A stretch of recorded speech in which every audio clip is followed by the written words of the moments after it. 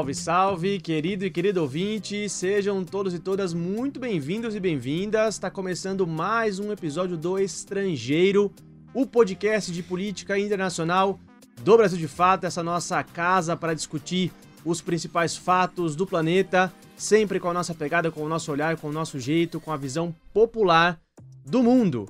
Eu sou o Lucas Stanislau, coordenador de internacional aqui do Brasil de Fato, e nunca tô sozinho aqui nessa tarefa, nessa missão. Tá aqui comigo o companheiro de bancada, grande figura humana, editor de Inter do BDF, Rodrigo Durão. Como é que você tá, Durão? Tô bem, Lucas. Muito bom dia. Hoje é quinta-feira. Quinta-feira é dia de estrangeiro. Hoje, excepcionalmente, às 10h30 da manhã.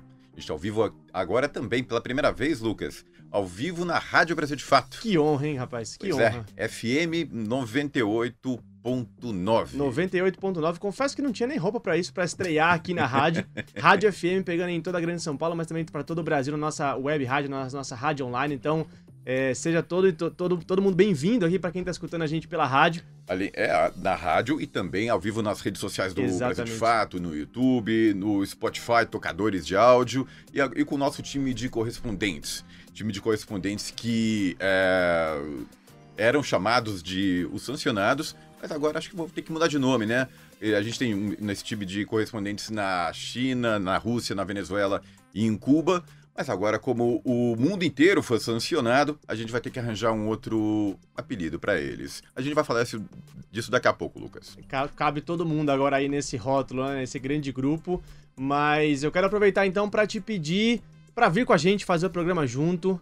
Você que tá ouvindo a gente na rádio, você que tá vendo a gente pelo YouTube, nas redes sociais, manda sua mensagem, interage com a gente, manda sua pergunta, sua crítica, a gente vai estar de olho aqui à sua interação, ao que você tá conversando com a gente. E também, claro, se você estiver ouvindo a gente pelo Spotify, pelo YouTube Music, deixa seu comentário aí na caixinha de perguntas, de comentários, que a gente sempre vai estar de olho na sua interação, na sua mensagem, porque a gente quer construir esse espaço aqui de maneira coletiva e derrubar as fronteiras que nos separam. Muito bem, Rodrigo Durão, hoje o tema como você já bem adiantou aí, a gente vai discutir a ampliação dessa comunidade de tarifados, taxados pelos Estados Unidos, que anúncios muito quentes e muito frescos feitos pelo presidente Donald Trump ontem, né? Pois é. Ampliando aí, taxando praticamente o mundo todo. Inclusive locais onde ninguém mora, né? No meio, ilhas polares, ilhas antárticas habitadas por pinguins. Nem os pinguins escaparam de Donald Trump, né? Pois é, na quarta-feira ou ontem, para quem está vendo ao vivo, o presidente da maior economia do mundo anunciou uma série de taxas nas importações que são feitas pelos Estados Unidos, com valores desses impostos variando de 10% a 34%. O anúncio gerou um rebuliço mundial. Fez as bolsas de valores despencarem, o dólar cair, não se fala de outra coisa no mundo, é uma crise mundial. A gente agora vai ver como é que as coisas vão se desenrolar, como é que as negociações vão acontecer para resolver isso. E o Brasil foi um dos menos afetados. O Brasil ficou com a taxa mínima desse tarifaço, 10% a menos. E quem vai ajudar a gente a entender o que está acontecendo e o que vai acontecer é o nosso repórter de economia, Vinícius Kochinski. Olá, Vinícius, e eu começo, inclusive, te perguntando como é que isso deve impactar o Brasil? Como é que anda a balança comercial Brasil-Estados Unidos? O que deve ser mais afetado por essa medida do Trump, Vinícius? Bom dia, Durão. Bom dia, Lucas. Bom dia aos ouvintes aí. Um prazer participar do Estrangeiro pela primeira vez. Num dia que o internacional se mistura um pouco com a economia, tá legal fazer esse debate com vocês. Bem, vamos lá. Vamos tentar explicar um pouquinho o que foi esse tarifaço do Trump, né? Ele criou ali uma tabela e apontou quanto os países taxam os Estados Unidos e num cálculo só dos Estados Unidos ali, ele adota o que ele chama de um princípio da reciprocidade, taxando país por país com uma tarifa adicional sobre o que já é geralmente taxado em importações. Como você lembrou, o Brasil entrou vamos dizer assim, no tarifaço mínimo, que é 10% de tarifa adicional sobre tudo que o Brasil envia para os Estados Unidos. Na verdade, quem paga esse imposto é a empresa americana que importa o produto brasileiro, mas, claro, se ela importa o produto brasileiro, isso torna essa importação um pouco mais cara e pode fazer com que essa importação acabe não fazendo sentido. Esse é o objetivo do Trump, pelo menos declarado dele. Ele diz que com esse tarifácio, ele quer reduzir o potencial de exportação dos concorrentes dos Estados Unidos, do Brasil, da China, enfim, de todo mundo, e com isso fazer com que a economia americana produza cada vez mais para atender a própria demanda americana, que é a maior do mundo, é a maior economia do mundo.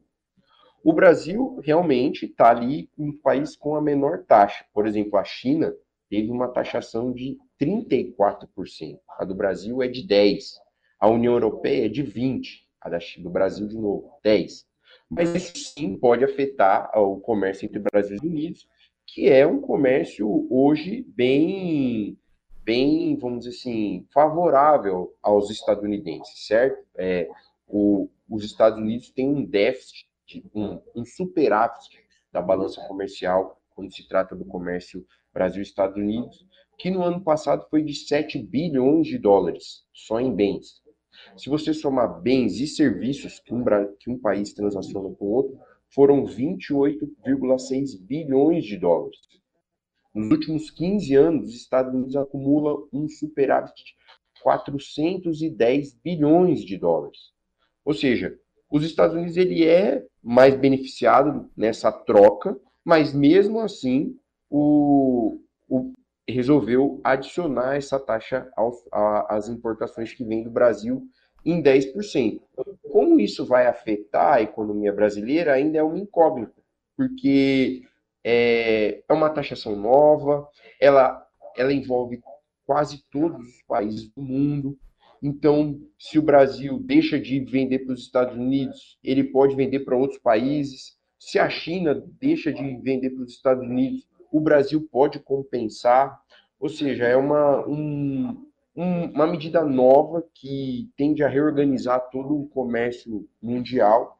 E, nesse caso, o Brasil aparentemente está entre os menos afetados, mas pode até vir a se beneficiar disso. É uma questão que a gente ainda não sabe muito bem como vai repercutir no comércio mundial. A primeira impressão que a gente fica, né, Vini, é que enquanto alguns mercados podem se abrir, outros podem se fechar, e a gente não tem noção de quanto isso vai ser prejudicial ou benéfico para a nossa economia. A gente vai se aprofundar mais nessa discussão ainda no programa de hoje, levantar algumas hipóteses, falar de alguns setores em específico, né, da economia brasileira.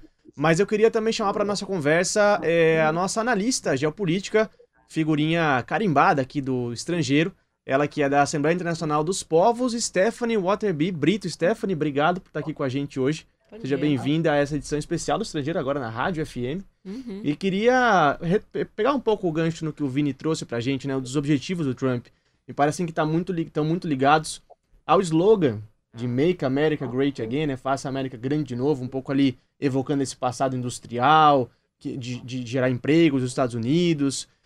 Te pergunto, vai funcionar o que o Trump está supostamente propondo para os Estados Unidos e, se não, quais podem ser os efeitos colaterais disso internamente nos Estados Unidos? Perfeito. Bom dia a todo mundo. Fico feliz mais uma vez de estar aqui, agora falando com mais gente, né? Muito bom. Primeiramente, como você falou, essas medidas correspondem a essa campanha que o Trump vem trilhando faz muito tempo de retornar aos Estados Unidos para a sua época dourada, na visão assim popular, né, de que seria a época pós-guerra, quando a economia industrial dos Estados Unidos estava bombando, estava produzindo bastante excedente, um período em que a classe média americana estava se expandindo, e a ideia é retornar para esse período. Mas o que a gente tem que lembrar é que esse período também tinha como uma característica importante que a economia dos Estados Unidos, as grandes empresas industriais, eram as empresas mais produtivas nesse momento no mundo. Ou seja, correspondia esse lugar e esse excedente ao fato de que era uma economia que tinha desenvolvido as tecnologias de ponta para se tornar a mais competitiva no mundo. Consequentemente, depois dos anos 70, a economia dos Estados Unidos vem perdendo essa competitividade, vem perdendo certa vantagem em sentido de produtividade, e muito disso foi aprofundado pelo neoliberalismo. Por quê? Porque a financiarização da economia, às vezes o discurso dos Estados Unidos dele foca muito em que a globalização exportou empregos para o resto do mundo e a gente perdeu empregos. Sim. Mas a maior perda de emprego tem a ver com o fato da financiarização da economia, porque a economia se tornou muito mais ao lucro por especulação do que ao lucro pelo desenvolvimento das forças produtivas, né? Então, o que acontece? Que outras economias se tornaram mais competitivas, mais produtivas e são mais... as indústrias dos Estados Unidos não conseguem competir com elas, não conseguem produzir os melhores produtos aos preços mais econômicos. O exemplo mais importante disso talvez seja os veículos elétricos, carro, caminhão, etc., elétrico. Hoje, que é uma tecnologia muito importante, os Estados Unidos não é líder mundial, não produz nem os melhores carros elétricos, nem os mais baratos. A China produz eles. Então, parte do que o Trump está tentando supostamente de fazer é proteger essas indústrias americanas que hoje se veem desventajadas pelos avanços tecnológicos da China em muitos casos, né? Então, a ideia é tentar de estimular para que o consumidor americano não escolha o produto que é melhor, né? Primeiro, a segunda questão que o Trump está tentando fazer, segundo ele, é que ele disse que muitos produtos de exportação dos Estados Unidos estão sendo tarifados pela Europa, e que é injusto que os Estados Unidos não apliquem essas mesmas tarifas. Então, está supostamente tentando de fazer uma equivalência da balança, né? Então, ele inclusive falou que a União Europeia finge ser amiga, mas na verdade rouba os Estados Unidos, né? Isso abre caminho também para uma pressão política. As tarifas, elas não são só para resolver o problema dos estadunidenses, elas também servem para conseguir objetivos políticos, uma forma de pressão. Você não concorda com isso? Então, voltando para a pergunta, se tem uma teoria que fala que essas, assim, eu já ouvi muitas interpretações sobre qual que é a intenção real por trás desse tarifaço. E uma delas é que é uma estratégia de barganha, de negociação. Que a intenção não é de aplicar todas elas e não no nível que elas estão sendo propostas, senão que é uma forma de reabrir a negociação e que tem alguns alvos específicos, né, nesse sentido, que supostamente há um interesse sim de privilegiar a indústria tecnológica digital dos Estados Unidos, que supostamente está empurrando a Casa Branca para ajudar eles na negociação que eles têm com outros países, e a indústria automotriz, mas há uma avaliação assim, tipo, de economistas e assim, do meio industrial dos Estados Unidos, quase unânime, que a taxação, essas tarifas tendem talvez a fazer um efeito benéfico para a economia num prazo muito curto. Mas logo os benefícios disso vão no outro sentido, assim, eles vão prejudicar intensamente a economia do país. Os produtos devem ficar bem mais caros para os consumidores dos Pode entrar Estados numa Unidos, espiral né? inflacionária ali dentro dos Estados Unidos, inclusive já se cogita a possibilidade do Fed analisar se aumenta ou não a taxa de juros, né, o que pode também impactar a gente por aqui. E outra coisa, que a longo prazo, se essas tarifas são aplicadas, vai tornar a economia dos Estados Unidos menos competitiva. Porque todo que vir dos Estados Unidos vai vir com um preço mais caro. Então, ela não tem competitividade para exportar produtos para o resto do mundo. Por que você vai exportar um produto americano que vem com insumos que foram tarifados, ou seja, com um valor mais alto, se você pode adquirir o mesmo bem, o serviço da China, da Índia, da Indonésia, da Malásia, que são países que não estão tarifando. Então, isso tende a prejudicar a competitividade dos Estados Unidos ao longo prazo. Então, eu tendo a achar que é uma barganha, que é um mecanismo de barganha que ele está aplicando. A gente vai ver muitas negociações até o dia 9 de abril, que é quando entra em vigor a maioria dessas tarifas. No dia 5 entram em vigor as tarifas de até 10%, e o dia 9 entram em vigor as outras. Mas eu queria perguntar para o Vini K, e o Brasil nessa? O que o Brasil deve fazer? Ontem foi aprovado no Congresso a lei da reciprocidade, ou seja, o Brasil tem o caminho legal aberto para taxar também os Estados Unidos. Isso deve acontecer, Vini? E quais os setores que devem ser mais prejudicados e fortalecidos? Inclusive o agro é um dos setores que mais vem sendo vocais, vem falando contra essas tarifas e pressionando o governo a retaliar também. Você acha que isso deve acontecer? O que você acha que o Brasil vai fazer agora? Bem, essa retórica do Trump de taxação, ela tá vigente desde que ele tomou. E o brasileiro tem tido uma posição um pouco conservadora com relação a retalhar ou escalar uma crise contra os Estados Unidos, enfim. Em março, o Trump, por exemplo, ele anunciou uma taxação do aço, né, que vem do mundo todo para os Estados Unidos. O Brasil é um dos maiores exportadores de aço para os Estados Unidos, ou seja, foi um dos países mais afetados por essa medida. Mas até agora não anunciou nenhuma medida de retaliação. Ele lamentou a atitude do Trump, mas não tomou uma atitude concreta com relação a isso. Ontem, depois que o Trump anunciou o tarifaço mundial, o Brasil voltou a se posicionar, lamentando, citando números que mostram que os Estados Unidos é um país que se beneficia desse comércio bilateral, tem um superávit, então, e diz que vai dar, junto com o setor privado brasileiro, algumas medidas de retaliação. Eu conversei com alguns economistas ontem sobre isso, e eles dizem que eles acreditam que essa postura do Brasil, ela tem a ver um pouco com o momento do país analisar como ele está nesse jogo. É um pouco do que a gente falou naquele primeiro momento. O Brasil, ele está entre os países que foram menos taxados. Ou seja, se o Brasil tem uma retaliação maior ali, ele pode se colocar na mira para uma taxação ainda maior. Então, tem toda essa delicadeza ali política de avaliar qual é a situação, de ver qual a melhor forma de retalhar ou não, enfim.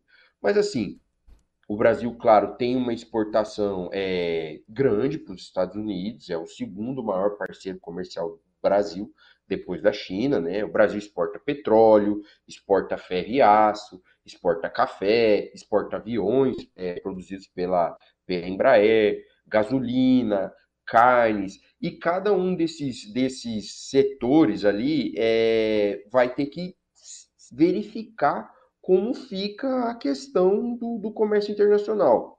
Você citou o agro é um bom exemplo para a gente tentar entender como que essa equação ela não é tão simples de se dizer, o Brasil está sendo prejudicado, não, enfim.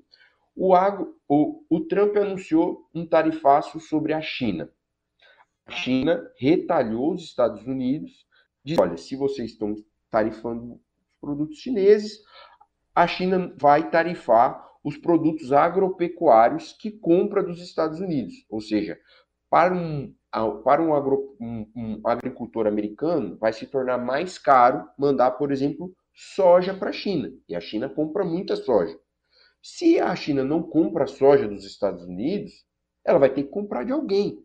E nessa equação, o Brasil ele surge como um potencial vencedor nessa briga, porque o setor agropecuário brasileiro pode exportar mais soja para a China. Tá, mas isso é bom para o Brasil? Tem gente que diz que não, porque se a gente está exportando mais soja para a China, a gente está incentivando cada vez uma produção maior de soja no Brasil. A soja que poderia baixar o preço do óleo de soja, a ração animal que vai alimentar a galinha, o porco, ela na verdade está indo para a China e a gente pode vamos ter como consequência disso uma inflação no Brasil, de alimentos, e o que a gente já está vivendo. Ou seja, todo esse tarifaço, assim, ele tem consequências que elas não são tão simples de se dizer assim, se o Trump está tarifando o petróleo brasileiro, quer dizer que a gasolina vai ficar mais barata no Brasil? A gente não sabe, porque pode ser que o Brasil acabe exportando gasolina ou petróleo para outros países em que não vão comprar mais dos Estados Unidos, entendeu? Então é uma equação que ela não tem um efeito tão imediato assim e tão direto.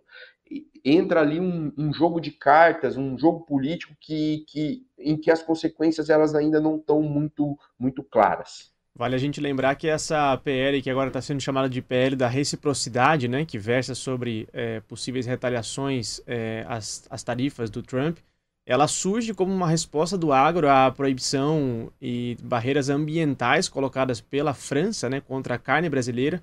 E aí, no meio do caminho, ela acabou crescendo, se ampliando e também incidindo sobre uma possível resposta a essas tarifas do Trump, que agora está sendo muito habilmente negociada pela oposição bolsonarista no Congresso brasileiro, em troca do PL da anistia, né? Tem sido muito usado como barganha ali nessas negociações da oposição ali no Congresso.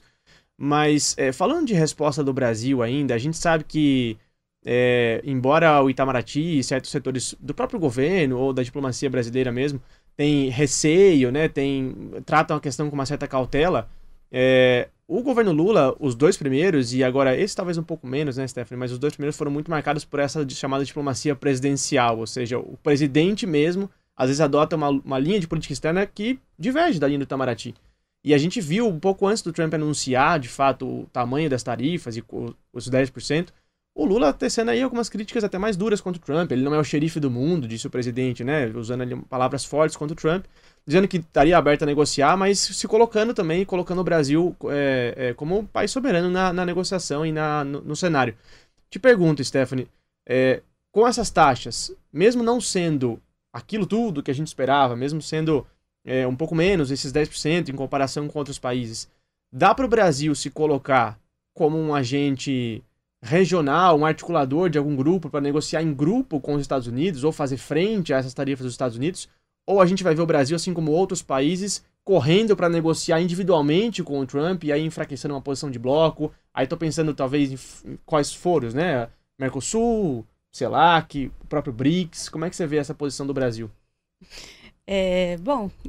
Eu também não tenho uma bola de cristal, né? Claro. Difícil prever como que o Brasil vai tentar se posicionar. Primeiramente, eu diria que está crescendo o campo de figuras, chefes de Estado que se opõem à política dos Estados Unidos publicamente e são abertamente críticos, ou seja, o Lula não está só nesse lugar de se colocar em oposição e abertamente criticar a Casa Branca, né? Tem muitos presidentes no mundo e eu acho que esses posicionamentos não necessariamente têm estão ligados a uma estratégia de tentar de construir uma espécie de frente, uma espécie de campo de unidade para melhorar as condições de negociação frente aos Estados Unidos. Porque, assim, nesse caso, quem estaria mais beneficiado por um processo desse tipo, talvez, ou poderia tentar, seria o México, né? Claro, o México tem uma dependência econômica com os Estados Unidos muito, muito, muito mais grande do que o Brasil tem. Mas eu acho que todos os países da América Latina estão sofrendo um ataque particularmente feroz dos Estados Unidos durante esse governo do Trump, não só pelo tema das tarifas, mas também pelo tema migratório, a forma como tem se lidado com a questão migratória, não só na prática, mas também no discurso. E, infelizmente, a gente não está vendo de nenhum lado um processo de tentar, de unir o campo da América Latina frente a essas políticas. É que é muito recente também, né? Não tem nem 80 dias de governo. Teve tanta coisa que aconteceu, tantos imigrantes expulsos, tarifaço, ameaças de anexar Canadá e Groenlândia. É um furacão de coisas, né? Sim, mas eu acho que não é o primeiro governo do Trump. É muito diferente esse, né? Eu não acho que é tão diferente. Eu acho que é um governo que se sente muito mais empoderado, mas assim, o tom do governo, a afirmar, assim, as intenções do governo não mudaram drasticamente. Então, eu não acho que os governos da região não tiveram uma oportunidade para se posicionar de uma melhor maneira. Eu acho que, de certa forma, não há ainda, não se mostrou ainda uma vontade política desses governos de tentar, de fato, de trilhar um caminho mais de unidade para enfrentar esses ataques. Até porque vem sendo ameaçados, né? O Trump mesmo já falou, com relação ao BRICS, por exemplo, já falou que qualquer país que abandonar o uso do dólar vai ser sancionado. E ameaçou qualquer país que retaliar, essas sanções anunciadas vão aumentar. Vão aumentar, exatamente. É a postura de valentão que ele já adotava no primeiro governo e segue adotando, né? De valentão do mundo, né? O bully do mundo, né? Agora, voltando a falar de Brasília, né? E do que dá pra gente esperar do governo. E aí talvez o Vini tenha mais informações pra gente, né, Vini? Porque hoje tá marcado pra acontecer, deve ter começado, já estava marcado para as 10 horas da manhã, uma cerimônia em Brasília onde o governo pretende lançar uma nova campanha de comunicação, aí tentando rebater os índices de popularidade do governo Lula, que não vem muito bem. E estava sendo planejado esse evento para se lançar essa campanha, né, com o slogan "O Brasil é dos brasileiros", que... Aí, Vini, a gente pode discutir, né? Eu acho que esse slogan estava pensado para antes das tarifas, mas agora com as tarifas ele ganha um outro significado até, né? Um significado de resposta do governo brasileiro a isso, né? Eu acho que sim, né? Em se tratando do Brasil polarizado em que a gente vive hoje, né? O principal adversário político do presidente Bolsonaro, apesar de estar inelegível, enfim, ele é uma pessoa que sempre apoiou o Trump. Se o Trump tem uma política de tentar, vamos assim, prejudicar o Brasil, punir o Brasil, vou taxar os produtos brasileiros porque eles taxam a gente, enfim, criar essa rixa, eu acho que abre-se o espaço para o governo Lula falar, olha, eu sou o governo que vai defender os interesses do Brasil contra quem quer que seja, enfim, e se descolar dessa retórica de bolsonarista, de que o Trump vai salvar o mundo do comunismo, enfim, tem essas eu vou chamar de maluquices, assim, do bolsonarismo, mas enfim, eu acho que nesse momento, com certeza, essa retórica do Brasil, dos brasileiros, ela ganha importância. A gente está num momento em que vamos assim, o Trump coloca cada país para defender só os seus interesses, América First, vou fazer a América grande de novo, enfim, e o Brasil tem uma defesa clara, tem um presidente que se coloca para defender esses interesses de forma clara e absoluta, e eu acho que politicamente é uma posição inteligente do governo. O Trump monopolizou. O Durão falou, né, desses primeiros dias do governo Trump, aconteceram tanta coisa, enfim. Eu acho que ele monopolizou a agenda política mundial, né? E de certa forma, você falar dessa agenda, você está criando, se colocando de forma nesse debate, vamos dizer assim. Você tem o que dizer sobre tudo que está sendo falado o tempo todo no mundo. Foi interessante ontem, assim, porque eu, como jornalista de economia, assim, repórter de economia, eu iniciei o meu trabalho esperando o anúncio do Trump. E estava todo mundo, com todo mundo que você falava, era isso. Vamos esperar o que ele vai dizer. Durante o dia todo, ontem, só se falou disso. Vamos ver o que o Trump vai falar. E acredito que não fui só eu, todos os repórteres de economia do Brasil, todos os repórteres de economia do mundo, todos os repórteres de internacional do mundo, ou seja, é o que se fala hoje em dia e o governo, eu acho que se aproveita desse momento e se coloca de forma inteligente. Agora, é curioso como o elemento Trump e Estados Unidos ficou internalizado agora no Brasil, né? Porque você tem o governo, por um lado, tendo que responder e lançando essa campanha, e isso se ligando de alguma maneira às tarifas do Trump. O governador de São Paulo, Tarcísio de Freitas, usando o boné do Trump antes das tarifas. E agora a gente tem aí uma pesquisa de popularidade do Trump no Brasil, a popularidade do Trump sendo medida no Brasil, para dar aí a incidência um pouco de que seus eleitores, né, que estão com o bolsonarismo, que estariam com o Trump, e agora queimou o filme do governador Tarcísio por ter vestido o boné do Trump, pensando ali em 26, tá tudo meio embolado. Deu tilt na cabeça dos bolsonaristas, né? Deu. O Bolsonaro declarou antes do anúncio do Trump que as tarifas eram um castigo ao socialismo do Lula, mas o Brasil foi o menos afetado pelas tarifas. Ou seja, como é que teve um deputado, inclusive, que chegou a falar que o Brasil foi menos afetado porque Eduardo Bolsonaro, Bananinha, está nos Estados Unidos. Fazendo diplomacia lá em nome do Brasil.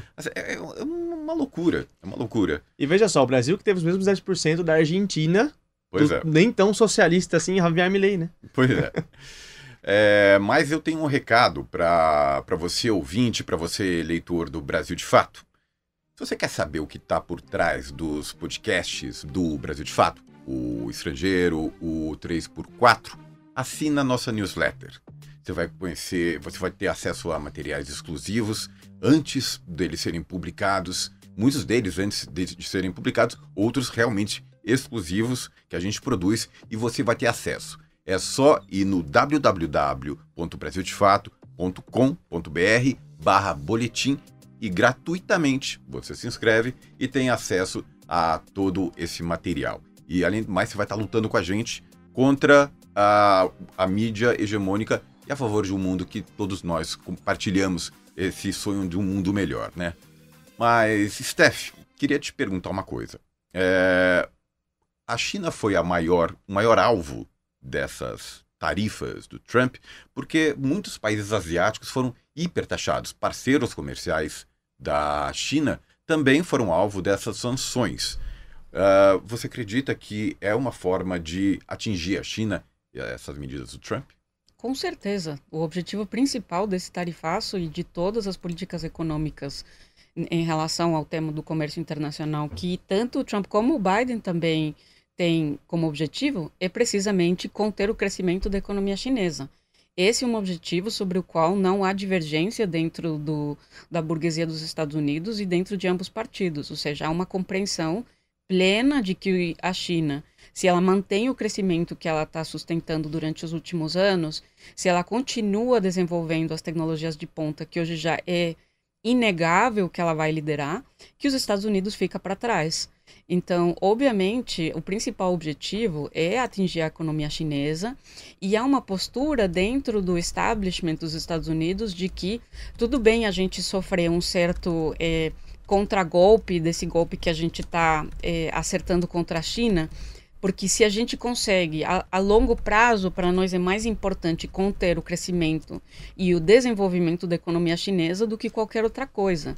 Então, há uma ideia fantasiosa dentro desse establishment de que dá para reverter essa tendência que hoje já está instalada no mundo, que tem a ver com o desenvolvimento não só da China, mas de outras economias. Ou seja, os Estados Unidos estão tentando, de certa forma, de recuperar o atraso da sua economia em relação a outras, e acha que as tarifas é um mecanismo, entre outros, que vão chegar a atingir esse objetivo.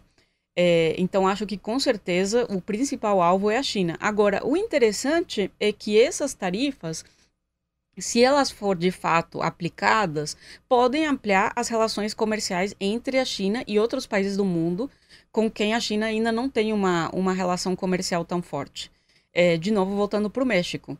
O México hoje é o país provavelmente mais afetado pelas tarifas depois da China, porque é uma economia que depende desse comércio com os Estados Unidos e se vê muito mais fragilizada por isso, porque comparte uma fronteira enorme com o país. Então, mas o México tem como uma das suas possibilidades para mitigar os efeitos dessas tarifas, ampliar a relação comercial com a China. E isso seria, de certa forma, a longo prazo, não bom para os Estados Unidos. Então, mas será que isso seria uma possibilidade real? Sim, claro que é uma possibilidade real e já está sendo discutida dentro do México, porque o México produz muitas coisas que não vai ter mercado na América Latina para conseguir comercializar. Então, não tem outro mercado que não seja o mercado chinês. Então, claro que está sendo contemplado e o México já vem construindo, assim, já tem uma perspectiva desde antes do anúncio desse tarifaço, de que tem que buscar outros mercados. Mas eu me lembro que no ano passado eu entrevistei um dirigente do Moreno, partido da presidenta Cláudia Sheinbaum, e ele me disse, Eu falei sobre a possibilidade do México se aproximar mais dos BRICS. Ele me disse, olha, o BRICS é algo que a gente não cogita no México por conta da proximidade enorme que a gente tem com os Estados Unidos, né? Entrar no BRICS pro México seria impensável. Dos Estados Unidos. Isso mudou agora, né? Precisamente, mas exatamente. Então, o México, pro México não convém entrar no BRICS enquanto tiver uma relação comercial que estimula o crescimento da economia mexicana. Agora, quando isso mudar, o México fica com menos alternativas e com menos pé atrás para entrar em processos. Eu não estou achando que o México vai entrar nos BRICS, tá?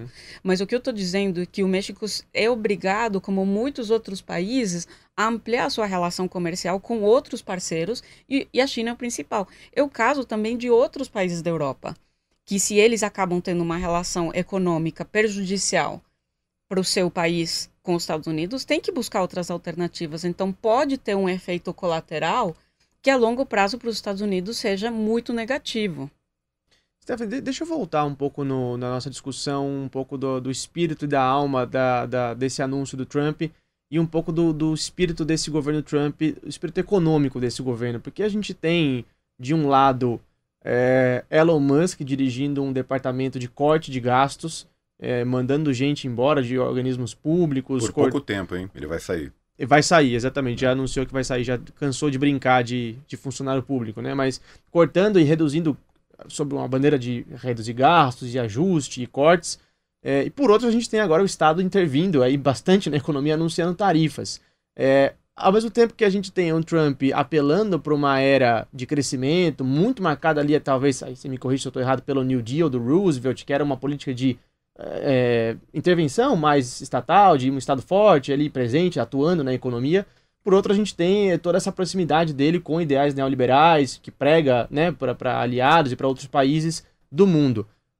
Qual é a agenda econômica desse governo no fim do dia? A agenda econômica desse governo é aprofundar as reformas neoliberais. O que esse governo busca, entre outras coisas, apesar de que sim, tem uma tendência que parece ser protecionista. Quando a gente olha o objetivo real interno dentro do país, com esses recortes a diferentes agências de Estado, diferentes departamentos, ministérios, o que está se buscando é privatizar.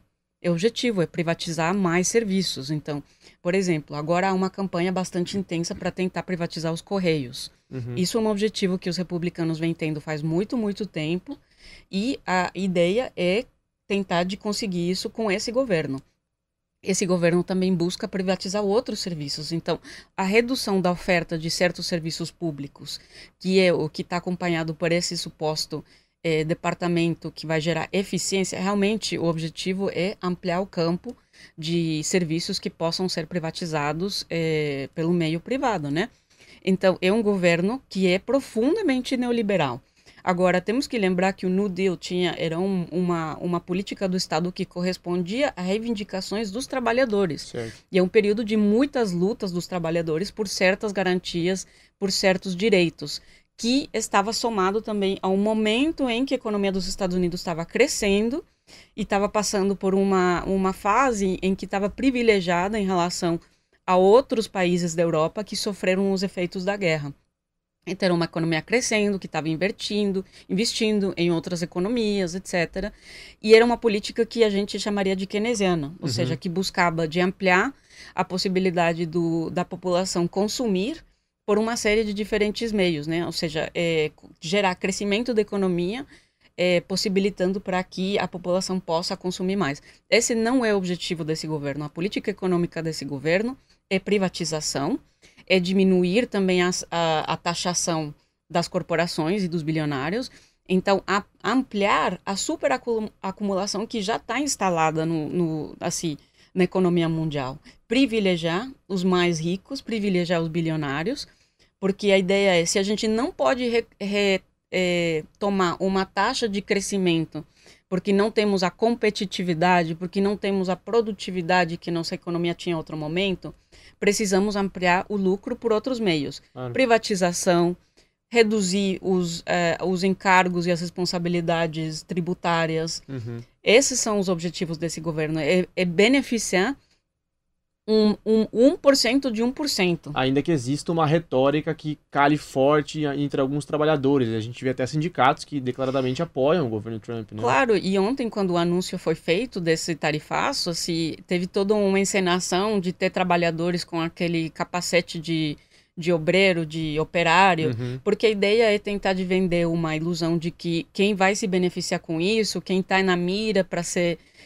o governo está colocando o operário primeiro. Essa é a ideia. Tipo, pela primeira vez em décadas, o governo dos Estados Unidos está pensando primeiro nos operários. Olhem com muito cuidado quem que foi na inauguração do Trump. Foi toda uma série de empresários do meio tecnológico que é uma das indústrias, um dos setores econômicos mais responsáveis pela redução de postos de trabalho. Claro. Ou seja, a maioria dos postos de trabalho que foram reduzidos na economia dos Estados Unidos não é pela globalização, não é pela entrada de imigrantes, é pela aplicação de tecnologias ao trabalho que reduzem o número de empregos, da inteligência artificial e toda uma série de digitalização de processos, e também pela superexploração do trabalho, reduzir o número de trabalhadores. Então, é uma total farsa, assim. Eu achei até engraçado, assim, tipo, falar, a gente vai retomar, vai privilegiar os empregos no nosso país, quando tem do seu lado o CEO da Apple, Claro. que todo o produto da Apple é feito na China. A Apple é uma empresa que fala repetidas vezes que enquanto não for vantajoso para a sua taxa de lucro produzir nos Estados Unidos, não vai fazer isso. Então, é uma grande hipocrisia. Ninguém rasga dinheiro, né? É. A Amazon, que é uma empresa que também tem reduzido o número de postos de trabalho, porque tem toda uma intenção de criar uma estrutura logística para isso. E, abrindo parêntese, quem mais se vai beneficiar com essa privatização dos Correios é a Amazon. Porque ele já controla a infraestrutura digital da economia, agora ele precisa controlar também todos os caminhos de entrega de parcelas e de produtos do país. Então, essa ideia de que a gente está acabando com a burocracia sindical, está acabando com a ineficiência do Estado e do meio público, é um discurso... Drenando o pântano. Exatamente. É um discurso que engana o trabalhador para pensar que todas essas reformas têm ele como alvo para ser beneficiado. Falso. Claro, um governo de bilionário para operário, a conta não fecha, Mas não é só isso, é que são especificamente um setor do capital que nunca teve um compromisso com criar emprego, que é o meio digital, que não cria, assim, a economia digital não gera emprego. Economia extrativista também não gera emprego, no nível que está se prometendo que vai se gerar. E o setor financeiro, que é um setor que tem um compromisso profundo com gerar lucro de qualquer forma e que não implica gerar emprego. Então, a gente está sendo enganado, assim, eu acho que o povo dos Estados Unidos está sendo enganado muito facilmente com essa retórica. Lembrando que os trabalhadores da Amazon enfrentam condições super precárias de trabalho e tentam se organizar ali para formar sindicatos, que é proibido, né? Eles tentam se organizar para formar sindicatos. Ali em muitos estados tem lutas muito interessantes para a gente seguir e observar dos trabalhadores da Amazon. Vini, queria te ouvir sobre essa agenda econômica do Trump. Como é que você vê ela e o futuro desse governo do ponto de vista econômico? Certo. Eu queria fazer um comentário sobre o que a Steph falou. Eu achei interessante, ontem eu ouvi o discurso do Trump, enfim, e ele falou ali claramente que uma das intenções dele também com esse tarifaço, além de estimular a economia nacional, enfim, é arrecadar recursos por meio dessas tarifas para reduzir impostos internamente. E citou ali o imposto de renda. Ou seja, se a gente arrecada mais, a gente não precisa cobrar um imposto de renda tão alto dos estadunidenses aqui internamente, enfim.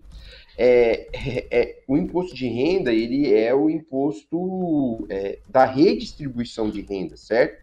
Em que você toma ali uma parte da riqueza dos milionários, dos mais ricos, e investe esses recursos em políticas públicas tal, que vão contribuir com a igualdade social dentro de uma nação.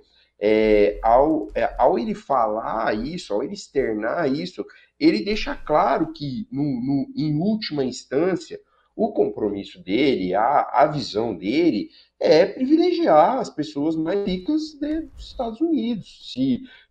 Se ele não cobra esse tributo, se ele reduz o imposto de renda, ele está levando os Estados Unidos por uma desigualdade social cada vez mais sufocante, vou falar assim, para a população nacional. Assim, os Estados Unidos já é um país que tem níveis de desigualdade muito altos, que tem problemas sociais que, por exemplo, o Brasil endereça melhor, tem um sistema único de saúde, tem uma universidade pública que não existe por lá, enfim. E o Trump, ele caminha, ele dá sinais de que ele quer contribuir para uma desigualdade cada vez maior, enfim. Acho que é interessante notar isso do discurso dele, porque ele fala isso claramente, e apesar dele falar que ele está ajudando os operários, criando empregos, enfim, no final das contas ele está mirando em beneficiar esses amigos bilionários que fazem parte do governo dele. Perfeito. A gente está tendo a participação dos nossos ouvintes, dos nossos internautas. Eu vou ler alguns para vocês. A Marina F. disse que está se preparando para o vestibular de Relações Internacionais e aproveito minhas pausas para escutar vocês. Obrigado, Marina. Muito legal. Um grande abraço, Marina. Parabéns pelo 20º episódio. O trabalho de vocês é admirável. E boa sorte para você no vestibular, né? Pois é. Outros comentários. Não há dignidade nenhuma nessa diplomacia do Sala 3S. Exportação é péssimo para nós que dependemos de oferta no mercado interno. Enfim, continue mandando os seus comentários para nós. Vocês sabem que quando eu fui correspondente do Brasil de Fato na Venezuela, eu conversava com muitos economistas do campo popular, do campo progressista, e ali se falava muito da construção de uma chamada comunidade dos sancionados. Esses países sancionados, né, que sofrem com bloqueios e sanções dos Estados Unidos, para se ajudar mutuamente, né? Então a Venezuela, que tem acordos muito importantes com o Irã, né, acordos petroleiros de combustível, Venezuela e Cuba, que tem uma relação muito umbilical, mas agora também, depois da guerra da Ucrânia, a Rússia entrando para essa comunidade com mais peso, com mais força, a China. Queria ouvir de vocês, a comunidade aumentou, vai aumentar, mas ou me parece que não, né? Que esses países ainda, os bloqueados, os sancionados, ainda têm semelhanças mais ideológicas, mais que os unem mais do que o resto dos países que foram taxados pelo Trump ontem, né? Bom, o BRICS é, de certa forma, essa comunidade dos sancionados. Tem muita da iniciativa da construção dos BRICS hoje é a Rússia. Quem está botando mais energia e mais empenho na criação dos BRICS como um verdadeiro instrumento é a Rússia. E tem a ver com as sanções, precisamente. A Rússia tem esse interesse muito evidente de contornar as sanções às transações internacionais que os Estados Unidos impôs. Mas eu acho que esse tarifaço, assim, o que eu acho que vai ser interessante para nós prestar atenção, se isso vai criar uma maior iniciativa para realmente construir os BRICS. Porque hoje a composição dos BRICS é muito heterogênea, os diferentes países entram com interesses diferentes e, sinceramente, tem países dentro dos BRICS que estão meio pé para fora, que é o caso da Índia, por exemplo. A Índia está nos BRICS, mas está meio que não está. A África do Sul está nos BRICS, mas tem uma dificuldade muito grande pelos desafios da sua própria economia para realmente ser quem constrói iniciativas, quem impulsiona qualquer tipo de proposta. Eu acho que seria interessante se o Brasil botasse mais energia na construção dos BRICS. A gente vai receber esse ano a cúpula dos BRICS e vai ser interessante ver de que forma que essa recente notícia, esse tarifaço, vai impactar os debates. Se isso está gerando, de certa forma, dentro das cúpulas do governo do Brasil e também dentro do setor financeiro, econômico do Brasil, algum interesse em considerar e levar mais a sério esses espaços. Essa comunidade de sancionados, como você disse, não existe realmente, mas os BRICS têm uma iniciativa de criar alternativas que blindem um pouco os países a essas políticas dos Estados Unidos, que cada vez são mais, de certa forma, irracionais, imprevisíveis e difíceis de compreender.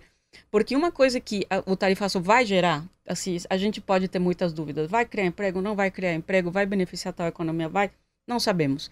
O que a gente sabe, eu acho, não sei se vocês concordam, é que vai gerar uma volatilidade do mercado. Sim. Ou seja, o mercado fica inestável, porque há uma certa imprevisibilidade com essas, há uma expectativa, o que vai ser, o que vai ser anunciado, como que isso vai afetar.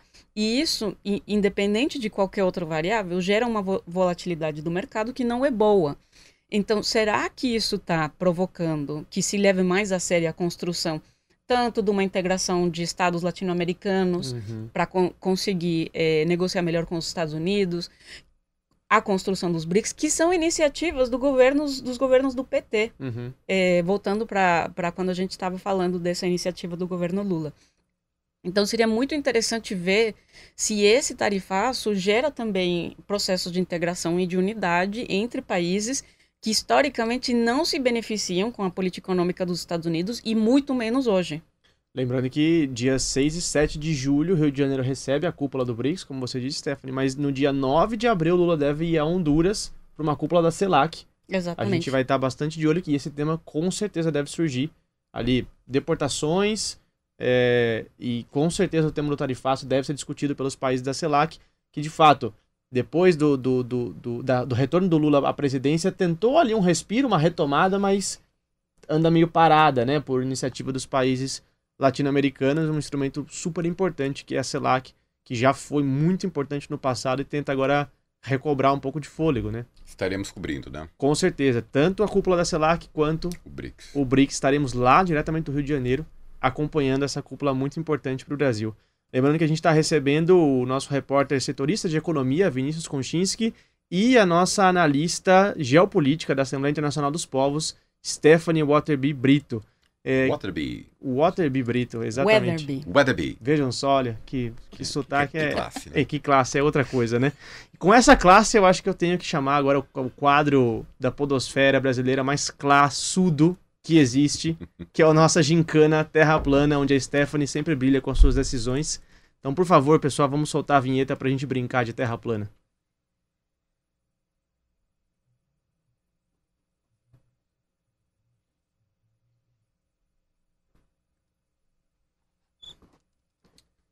Muito que bem, estamos aqui para o nosso segundo bloco, o bloco da brincadeira, o bloco do festival aqui do estrangeiro, que é o nosso quadro Terra Plana. Para você que é fã, não vê a hora que chegue o quadro Terra Plana, já está aí esfregando as mãos e pensando, tentando adivinhar qual notícia a gente trouxe essa semana. Mas para você que está chegando pela primeira vez aqui, não entende muito como funciona, eu vou te contar, é muito simples. Cada um de nós aqui vai trazer a notícia mais bizarra, mais terraplanista que saiu na semana do noticiário internacional. E quem vai escolher quem merece o prêmio, sim, tem um troféu esse quadro, é a nossa querida convidada Stephanie. Então, vamos começar com o Vini, estreante no estrangeiro começa, né, Durão? O que diz a nossa Constituição, não é mesmo? Os nossos bons modos. Exatamente. Então, vai lá, Vini cá. Vinícius, por favor, o que você trouxe pra gente, cara, na sua estreia aqui no estrangeiro, de mais bizarro que rolou na semana? Gente, eu trouxe uma notícia bizarra, eu só não sei se ela cabe nessa questão de ser um pouquinho mais leve, um pouco mais bem-humorado. Mas assim, eu achei muito bizarro o fato de Mianmar ter passado por uma tragédia de um terremoto no dia 28, onde mais de 2...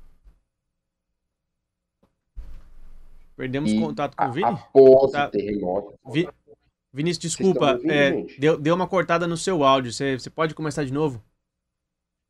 Vamos lá. Bem, eu estava falando que a notícia mais bizarra que eu vi na semana foi o bombardeio da junta militar de Mianmar a rebeldes que lutam pela democracia no país após o terremoto do último dia 28, que matou 2.000 pessoas lá no país. Ou seja, depois de passar por uma tragédia natural ali, sísmica, a junta militar que deu um golpe em Mianmar em 2021 e que colocou o país numa guerra civil, mesmo com todas as pessoas ainda tentando se reconstruir, buscar familiares, enfim, eles estão fazendo ataques aéreos aos rebeldes lá no país, o que me deixa assim, sem palavras, enfim. E até porque eu já tive lá em Mianmar, enfim, é uma questão um pouquinho pessoal para mim também. Fiquei especialmente triste com essa notícia e queria compartilhar com vocês. Não, chocante, um absurdo. Netanyahu fazendo escola, né? Não, bizarro, assim, se aproveitar de uma tragédia natural, de um estado de calamidade para você poder atacar as tropas ali. Tá... Não, bizarro, chocante. E esse golpe em Mianmar também que não se resolveu, né? A coisa ficou, essa junta militar está no poder, houve uma pressão nos primeiros anos, mas agora parece que essa questão está sendo abandonada pela comunidade internacional, né? Pelos países do entorno, né? Muito chocante mesmo. E sempre cabe, Vini, o Terra Plana também tem espaço para denúncias e pra gente... Absurdos em geral, né? Exatamente, denunciar os absurdos. Pois é. Durão, o que você trouxe pra gente? Bilionários. Vejam só. Saiu a lista da Forbes essa semana e nunca tivemos tantos bilionários no mundo. São mais de 3 mil atualmente. Um terço é dos Estados Unidos. Esse pessoal juntos, que não lotaria nem o estádio da Portuguesa, nem o estádio Olha o original. Só você comprando briga com os torcedores da Luz. Não, Rodrigo então Durão, vamos mudar. Não lotaria nem o estádio do Corinthians, o antigo, a Fazendinha. São apenas 3 mil bilionários que juntos têm mais de 16 trilhões de dólares, o que dá 91 trilhões de reais. Chocante. 15 desses nomes têm mais de 100 bilhões de dólares. E é curioso também que o governo Trump tem 10 dessas pessoas na administração, inclusive o mais rico de todos, Elon Musk, que lidera. Então você vê a essência desse governo. Mas eu faço essa notícia não é muito terra plana, porque o que esses bilionários fizeram, alguns desses bilionários fizeram essa semana, eles foram visitar os polos da Terra. Num foguete da SpaceX, que é do Elon Musk, 4 bilionários foram viajar sobrevoando os polos. Os polos sul e norte? Os dois. Foram visitar o Papai Noel, então. Papai Noel e os pinguins, né? Eles foram viajar num voo pago. Cada assento era 60 milhões de dólares. Meu Deus. Para fazer um sobrevoo ali e tal, dar um rolezinho pago por um bilionário, e os outros 3 não foram convidados. Então essa é a minha contribuição semanal. Bagatela, hein? Eu tô tirando 2 semaninhas de férias aí nos próximos dias. Tô pensando talvez em pegar uma carona nesse SpaceX. Usa seu vale transporte aí. Não, é chocante, né, cara? Chocante. Eles poderiam tentar continuar indo pro fundo do mar. Ia ser ótimo, né? Deu tão certo a primeira vez. Poderiam continuar tentando. Olha só, a minha notícia também é um pouco fria e tá ali perto de um dos polos. Javier Milei, ele sim, presidente da Argentina. Não podia faltar aqui, né? Só tem que ter algum sininho aí do Javier Milei quando vem no Terra Plana, porque ele sempre tá marcando presença aqui. Javier Milei não só repetiu a reivindicação britânica das Malvinas e disse que as Malvinas não são argentinas, mais ou menos, indiretamente, como também compartilhou em suas redes sociais um mapa onde a Argentina figura no continente africano. Como assim? Então vejam só, eu vou explicar para vocês, vou tentar explicar para a gente argentino. O primeiro ontem, dia 2 de abril, a quarta-feira, foi o dia do veterano da Guerra das Malvinas, e como praxe, o presidente foi ao mais perto do território no sul do país para fazer um discurso, e esse discurso não contou com a presença de soldados veteranos, que geralmente é a pauta social do governo, né, de atender as famílias e aos veteranos da guerra. Não contou com a presença dos veteranos. E nesse discurso o Milei disse que, olha só, vejam bem, as pessoas das Malvinas que têm que decidir o futuro delas, elas têm que querer ser argentinos. Quando na verdade a gente sabe que não tem argentino ali, gente. São, na verdade, gente trazida para viver ali pelo mandato britânico. Uma ocupação. É uma ocupação. Então é muito chocante como o presidente do país, a Cristina Kirchner, inclusive, líder da oposição, né, referência do peronismo no país, chamou o Milei de cipacho, né, um termo bem argentino para dizer que o cara é um agente estrangeiro, né, na presidência do país. Então, tá um rebuliço na Argentina, todo mundo chocado com essas declarações do Milei, porque no dia dos veteranos das Malvinas o cara me solta uma dessa. Eu recomendo, inclusive, que você leitor, você ouvinte, acesse o Brasil de Fato e busca um artigo que a gente soltou ontem. Muito bom artigo. De um argentino, um jornalista argentino que esteve nas Malvinas e para mim resumiu o que é ouvir os os moradores das Malvinas sobre o futuro das Malvinas. É a mesma coisa que você ouvir colonos judeus sobre o futuro da Cisjordânia. Gente que ocupa a Cisjordânia e a Palestina e perguntar para eles como que deve ser o futuro dessa terra. Nosso colega argentino Jair Cibel, que trabalha pro periódico argentino amigo do Brasil de fato, El Grito del Sur, eles enviaram uma equipe de repórteres para as Malvinas para fazer reportagens especiais na semana do Dia do Veterano.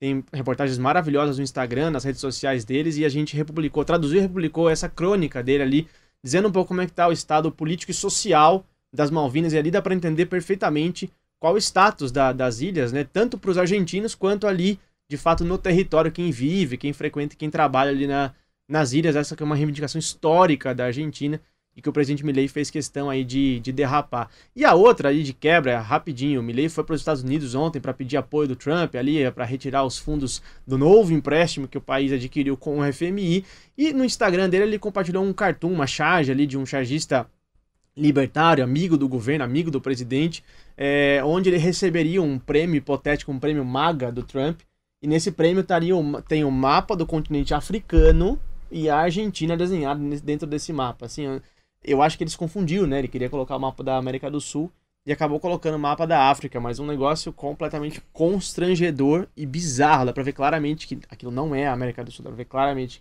Quem conhece um pouquinho de geografia consegue ver que aquilo é o mapa da África. Então, Javier Milei, duas aqui, que é um combo, né? Um combo de duas bizarrices do Milei. E te entrego essa bucha, Stephanie, para você decidir aí entre nós três quem merece o troféu, e já aproveito para te agradecer pela presença e pela participação, sempre com análises muito brilhantes, muito boas aqui para ajudar a gente a entender o cenário internacional. E obrigado, e volte uma vez, você sabe que a casa aqui é sua. Eu acho que com certeza você ganhou, Lucas. Devia ser proibido trazer o Milei, né? Porque muito golpe baixo, né? Cara, eu acho que o que é incrível é ele manter um nível de apoio da população. É isso que é incrível, porque ele passa de um vexame para o outro. Cada mês tem uma novidade, tem alguma coisa que ele fez, e eu acho que todas as notícias que vocês trouxeram assim, são evidências assim, da fase de barbárie que a gente está vivendo. A gente falava antigamente, se a gente não supera o capitalismo, vamos chegar numa fase de barbárie. Já chegamos. E eu acho que todas as notícias demonstram isso. E a mais engraçada pode ser a do Milei, né? Porque ele é um ridículo. Mas é isso. É barbárie o que a gente vive. A guerra no Myanmar, ela é hoje o conflito mais sangrento do mundo. E é o processo bélico que mais está gerando refugiados no mundo. E, infelizmente, a imprensa parou de cobrir.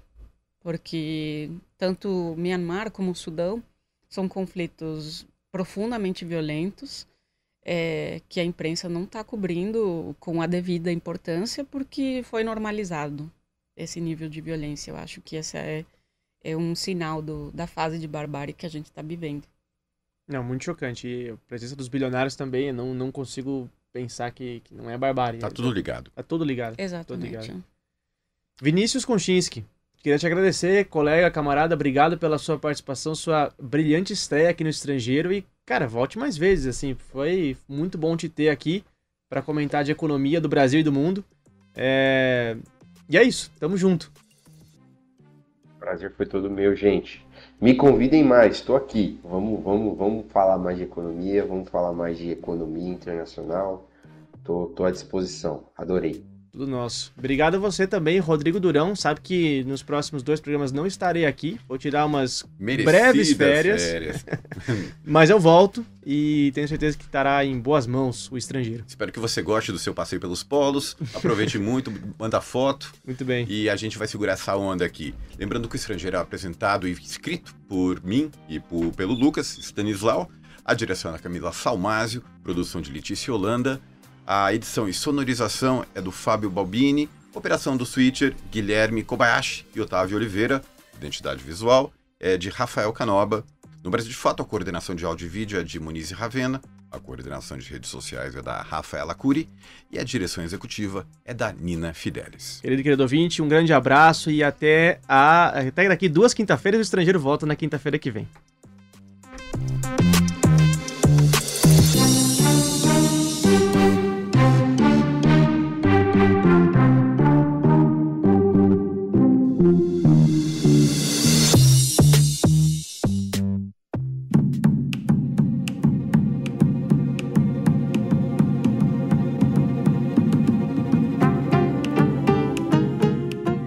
Você está ouvindo a Rádio Brasil de Fato.